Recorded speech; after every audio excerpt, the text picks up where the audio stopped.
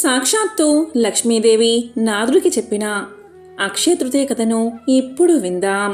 అక్షయ తృతీయ వెనుక ఉన్న అసలైన పవిత్రత, దాని గూఢార్థాన్ని సాక్షాత్తు లక్ష్మీదేవి వివరించిన ఈ అద్భుతమైన కథను ఒకసారి వినండి. అది తేజస్సుతో కోట్ల సూర్యుల కాంతితో వెలిగిపోతున్న వైకుంఠపురం. ఆదిశేషుడిపై శ్రీమన్నారాయణుడు యోగ నిద్రలో ఉండగా ఆయన పాదాల చెంత జగన్మాత ఐశ్వర్య ప్రదాయిని అయిన శ్రీ మహాలక్ష్మి సేవలు చేస్తూ కూర్చుని ఉంది.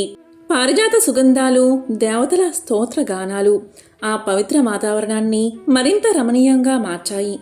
అదే సమయంలో నారాయణ నారాయణ అంటూ తన వీణను మీటుకుంటూ ముల్లోక సంచారి అయిన జ్ఞానాన్వేషి అయిన నారద మహర్షి అక్కడ ప్రత్యక్షమయ్యాడు. ఇక నారద మహర్షి లక్ష్మీనారాయణలకు భక్తితో నమస్కారం చేసి వినయంగా ఇలా పలికాడు. తల్లి జగజ్జనని, భూలోకంలో నేను సంచరిస్తూ ఉండగా ఒక వింతను గమనించాను.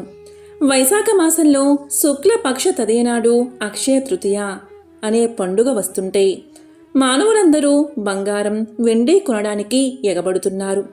ఆ రోజు కొంటే సంపద తరగదని వారి నమ్మకం. కానీ తల్లి, ఈ పర్వదినం యొక్క పవిత్రత కేవలం బంగారం కొనడానికే పరిమితమా, లేదా దాని వెనుక లోతైన సామాన్యులకు తెలియని దివ్య రహస్యం ఏదైనా ఉందా? సర్వ సంపదలకు అధిదేవత అయిన నువ్వే ఈ సందేహాన్ని నివృత్తి చేసి లోకాన్ని ఉద్ధరించాలి అని ప్రార్థించాడు నారదుడు. ఇక నారదుడి జిజ్ఞాసకు ప్రసన్నురాలైన లక్ష్మీదేవి తన మందహాసంతో వైకుంఠాన్ని మరింత ప్రకాశవంతం చేస్తూ ఇలా చెప్పడం ప్రారంభించింది. నారదా, నీ ప్రశ్న చాలా విలువైనది.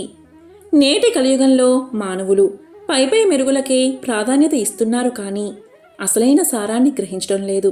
అక్షయ తృతీయ అంటే కేవలం బంగారం కొనే రోజే కాదు, అది కర్మఫలాన్ని అక్షయం చేసే దివ్యమైన రోజు.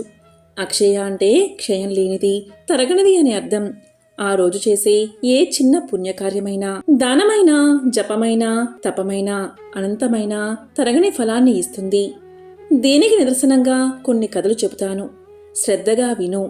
నారదా, నా భర్త ద్వాపర యుగంలో శ్రీకృష్ణుడిగా అవతరించినప్పుడు అక్కడ జరిగిన ఒక సంఘటన దీనికి ప్రబల నిదర్శనం. ఆయన బాల్య స్నేహితుడైన సుదాముడు అంటే కుచేలుడు పరమ దరిద్రుడు. కట్టుకోవడానికి సరైన వస్త్రాలు, తినడానికి తిండి లేని పేద బ్రాహ్మణుడు. అతని భార్య సుశీల పిల్లల ఆకలిని చూడలేక ఇలా పలికింది. నాదా, మీ స్నేహితుడు ద్వారకాధీశుడు కదా, ఆయన్ని ఒకసారి దర్శించుకుంటే మన దరిద్రం తీరవచ్చు అని ప్రార్థించింది. స్నేహితుడిని చూడాలన్న ఆతృత ఉన్నా ఏమీ లేకుండా వెళ్ళడానికి కుచేలుడు సిగ్గుపడ్డాడు. అప్పుడు సుశీల ఇరుగు పొరుగును అడిగి ఒక పిడికెడు అటుకులను ఒక చిరిగిన గుడ్డలో మూటకట్టి ఇచ్చింది. ఆ ప్రేమపూర్వక కానుకను పట్టుకుని కుచేలుడు ఎన్నో కష్టాలను ఓర్చి ద్వారకకు చేరుకున్నాడు. ఆశ్చర్యంగా ఆ రోజు అక్షయ తృతీయ.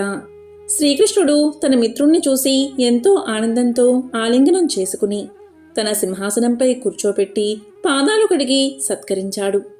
మిత్రమా, నా కోసం ఏమి తెచ్చావు అని అడిగితే కుచేలుడు సిగ్గుతో అటుకుల మూటను దాయడానికి ప్రయత్నించాడు.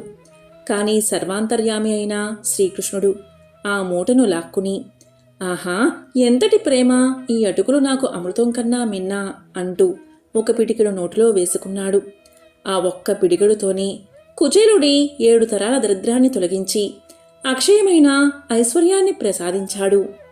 నారదా, చూసావా, అక్షయ తృతీయ నాడు కుచేలుడు ప్రేమతో సమర్పించిన ఆ పిడికెడు అటుకులు అతని నిస్వార్థ స్నేహభావనకు ప్రతిఫలంగా అతనికి తరగని సంపదను ఇచ్చాయి. అందుకే ఈరోజు చేసే చిన్న దానమైన స్వచ్ఛమైన మనసుతో చేస్తే అది అక్షయ ఫలితాన్ని ఇస్తుంది. ఇంకొక ముఖ్యమైన విషయం నారదా, భగీరథుడు తన పితామహులైన సగరుల ఆత్మశాంతి కోసం ఘోర తపస్సు చేసి బ్రహ్మను మెప్పించి గంగాదేవిని భూమిపైకి తీసుకురావడానికి వరాన్ని పొందాడు. ఆకాశం నుంచి ఉధృతంగా పడుతున్న గంగను శివుడు తన జటాజూటంలో బంధించి శాంతపరిచి ఒక పాయను భూమిపైకి వదిలాడు. అలా పవిత్ర గంగానది భూమిని సృష్టించిన పవిత్రమైన రోజే ఈ అక్షయ తృతీయ. గంగానది ప్రవాహం అక్షయం, దాని పుణ్యఫలం అక్షయం. అందుకే ఈరోజు గంగానదిలో స్నానం ఆచరించడం లేదా కనీసం గంగాజలాన్ని శిరస్సుపై చల్లుకోవడం వల్ల జన్మ జన్మల పాపాలు నశించి అక్షయ పుణ్యం లభిస్తుంది. ఈ రోజు చేసే పితృతర్పణాలు వారికి అక్షయమైన సంతృప్తిని ఇస్తాయి. అలాగే వేదవ్యాస మహర్షి మానవజాతికి ఒక గొప్ప ఇతిహాసాన్ని అందించాలని సంకల్పించి మహాభారతం రచించాలని నిర్ణయించుకున్నాడు. అయితే తాను వేగంగా చెప్తుంటే అంతే వేగంగా అర్థం చేసుకుని రాయగల సముద్రుడు ఎవరున్నారని ఆలోచిస్తూ ఉండగా బ్రహ్మదేవుడు గణపతిని సూచించాడు. ఇక వ్యాసుడు గణపతిని ప్రార్థించగా నేను ఆగకుండా రాస్తాను, నా గంటం ఆగకూడదు అని వినాయకుడు షరతు పెట్టాడు. అందుకు వ్యాసుడు నేను చెప్పే శ్లోకం యొక్క అర్థం పూర్తిగా గ్రహించకుండా నువ్వు రాయకూడదు అని ప్రతిషరతు పెట్టాడు. ఈ విధంగా ఈ మహత్తర కార్యానికి వారు శ్రీకారం చుట్టిన శుభదినమే అక్షయ తృతీయ. మహాభారతం నుంచి మనం పొందే జ్ఞానం అక్షయం, అది తరగని విజ్ఞాన భాండాగారం. అందుకే అక్షయ తృతీయ నాడు విద్యారంభం, కొత్త వ్యాపారాలు, నూతన గృహ ప్రవేశాల వంటి శుభకార్యాలు ప్రారంభిస్తే అవి దిగ్విజయంగా కొనసాగి అక్షయమైన కీర్తిని, విజయాన్ని అందిస్తాయి. అంతేకాదు నారద, పాండవులు అరణ్యవాసంలో ఉన్నప్పుడు వారి వద్దకు ఎందరో ఋషులు, మునులు అతిథులుగా విచ్చేశారు. వారికి భోజనం పెట్టలేక ద్రౌపది బాధపడుతుంటే ధర్మరాజు సూర్య భగవానుణ్ణి ప్రార్థించాడు. అతని భక్తికి మెచ్చిన సూర్యుడు అతనికి ఒక పాత్రను ప్రసాదించాడు. దాని పేరే అక్షయ పాత్ర. ప్రతిరోజు ద్రౌపది భోజనం చేసేంతవరకు ఆ పాత్ర నుంచి అక్షయంగా, అంటే అంతులేనంత అన్నం లభించేది. పాండవులకు ఆ అక్షయ పాత్ర లభించిన రోజు కూడా ఈ అక్షయ తృతీయే. ఇది దేనికి సంకేతం? అన్నదానం యొక్క గొప్పతనానికి.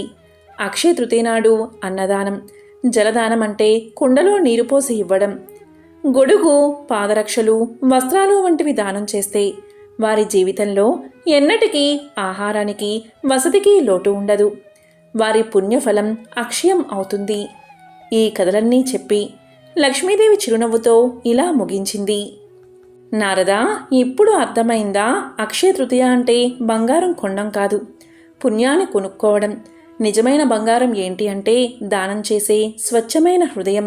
నిజమైన సంపద ఏంటి అంటే భగవంతుడి నామస్మరణ, అలాగే మంచి పనులు చేయడం. నిజమైన పెట్టుబడి ఏంటి అంటే పేదలకు, ఆర్తులకు చేసే సహాయం. ఈ రోజున కేవలం ధనం ఉన్నవారే కాదు, ఎవరైనా సరే తమ శక్తి కొలది ఒకరికి మంచి చేస్తే చాలు. ఒక ఆకలి ఉన్నవాడికి అన్నం పెట్టినా, దాహంతో ఉన్నవాడికి నీరిచ్చినా, ఒక మంచి మాట చెప్పినా దాని ఫలం అక్షయం. ఈ రోజున శ్రీ మహావిష్ణువును నన్ను కలిపి పూజించి దాన ధర్మాలు ఆచరించిన వారి ఇంట నా కటాక్షం అక్షయంగా ఉంటుంది. వారి సిరి సంపదలు తరగనివి అవుతాయి. బంగారం కొనడం అనేది ఈ పవిత్రతకు ఒక బాహ్య చిహ్నంగా మాత్రమే కానీ సర్వస్వం కాదు. ఈ యథార్థాన్ని లోకానికి తెలియచేయి అని ఆశీర్వదించింది. నారద మహర్షి ఆ దివ్య రహస్యాన్ని గ్రహించి కళ్ళల్లో ఆనంద బాష్పాలతో, తల్లి ధన్యవాదాలు, నేను ధన్యుణ్ణి అయ్యాను. అక్షయ తృతీయ యొక్క అసలైన పవిత్రతను నాకు తెలియచేశావు. నీ ఆజ్ఞ ప్రకారమే ఈ జ్ఞానాన్ని ముల్లోకాలకు పంచుతాను అని చెప్పి నారాయణ నారాయణ అనే గానం చేస్తూ అంతర్ధానమయ్యాడు. ఈ విధంగా అక్షయ తృతీయ వెనుక ఉన్న అసలైన పవిత్రత, దాన ధర్మాల ప్రాముఖ్యత లోకానికి తెలిసింది. ఈ పవిత్ర కథను ఇప్పటి వరకు భక్తి శ్రద్ధలతో ఎవరైతే పూర్తిగా విన్నారో వారికి లక్ష్మీదేవి యొక్క దివ్య ఆశీస్సులు కలుగుతాయి. అక్షయ తృతీయ ఎంతో మహిమాన్వితమైన రోజు. ఈ రోజు ఏ కార్యం చేసినా అది అక్షయం అవుతుంది. అది చెడు కార్యమైనా మంచి కార్యమైనా సరే. అయితే కొద్ది కాలం నుంచి అక్షయ తృతీయ రోజు బంగారం కొనడం అనే ఆచారాన్ని ఎవరో పెట్టారు. కానీ శాస్త్రాల్లో అసలు ఈ విధంగా చెప్పలేదు. ఓం శ్రీ మహాలక్ష్మియే నమః. ఓం నమో నారాయణాయ. ఓం నమః శివాయ.